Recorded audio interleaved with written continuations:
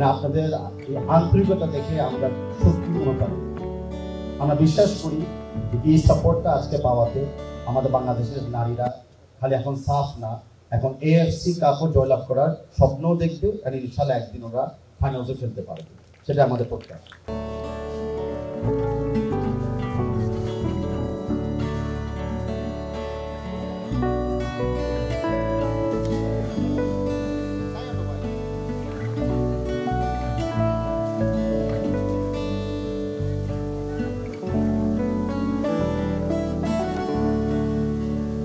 দেখেছি যে বাংলাদেশ পুরুষ ন্যাশনাল ফুটবল টিমে বাংলাদেশ আর্মি থেকে কিন্তু 5টা প্লেয়ার জাতীয় দলে খেলেছে ও এখনো খেলছে। বাংলাদেশ নেভি থেকে 12 জন প্লেয়ার জাতীয় দলে খেলেছিল। বাংলাদেশ এয়ারফোর্স থেকে 1টি প্লেয়ার বাংলাদেশ জাতীয় দলে খেলেছে। বাংলাদেশ নারী ফুটবল দলে বাংলাদেশ আর্মি থেকে 7 জন প্লেয়ার জাতীয় দলে খেলেছিল এবং বাংলাদেশ নেভি থেকে 1 জন প্লেয়ার খেলেছিল। তা আমাদের সম্পর্ক কিন্তু খালি প্লেয়ারদের ভিত্তিতে সীমাবদ্ধ নয়, আমাদের সম্পর্ক ফুটবলে কিন্তু আরেকটু ওয়াইড।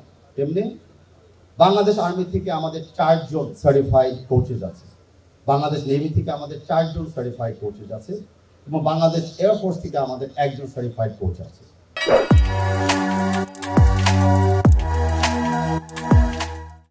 আন্ডার 15 এবং আন্ডার 18 অত্যন্ত ভালো ফল করে আসছে ক্রমাগত বছরগুলোতে।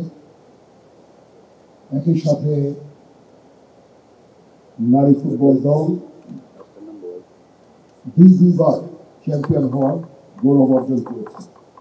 ফুটবল দলের কিছু কৃতিত্ব আমি আপনাদের সামনে তুলে ধরতে চাই।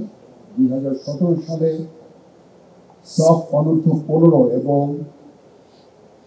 2018 সালে সাফ অনূর্ধ্ব 18 এর বাংলাদেশ নারী ফুটবল দল চ্যাম্পিয়ন হওয়ার গৌরব অর্জন করেছে।